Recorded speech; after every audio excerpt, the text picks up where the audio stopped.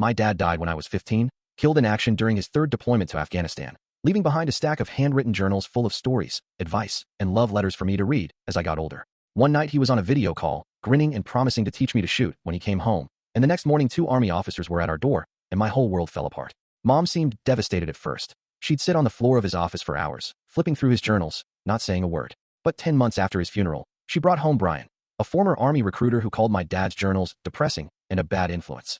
17 months after Dad died, they were married. 6 months after that, they told me she was pregnant with a boy. I was 16, still sleeping with Dad's old dog tags around my neck, still reading his journals every night before bed, watching my mom build a new family like Dad had never existed.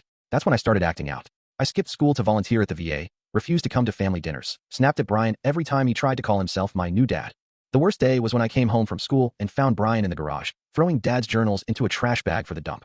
He'd already gotten rid of Dad's deployment medals, the folded flag from his funeral that had sat on our mantle, and the photo album full of his Army pictures. When I screamed at him, he said he was cleaning up the house to make it happier for the new baby. When I confronted Mom about it, she said we needed to move forward as a family. She told me we couldn't keep living in the past, like Dad was a burden instead of the man who'd served his country and loved us more than anything. Brian kept inserting himself into every part of my life. He showed up to my JROTC events, tried to teach me to shoot like he'd earned the right, told me he'd help me get into the Army when I graduated. I lost it once, screaming at him to get out of my dad's office, that he'd never be half the soldier or half the man my dad was. Mom cried for the first time since the funeral that night, punished me by taking the remaining journals away, locking them in a storage unit on base. She forced me into family therapy I refused to speak in, made me ask Brian for help with my JROTC drills instead of using Dad's old manuals, even banned me from talking about Dad at the dinner table. When I was 17, I tried to move in with my dad's former Army buddy, and Mom threatened to cut off my VA benefits if I left. So I waited. I counted down every day until my 22nd birthday, when my active duty Army contract ended and I could move into an apartment off base. The morning I was discharged, I packed everything I owned into my truck and drove to the small apartment I'd leased, the one I could afford with my new VA job. Mom showed up that night, crying and begging me to come home. I told her home wasn't with her replacement family, that I didn't care about Brian or his new son. She looked devastated, but I didn't feel a thing. Brian even called, voice gruff, saying he'd tried to look out for me. I told him I never wanted his help, to stay out of my life.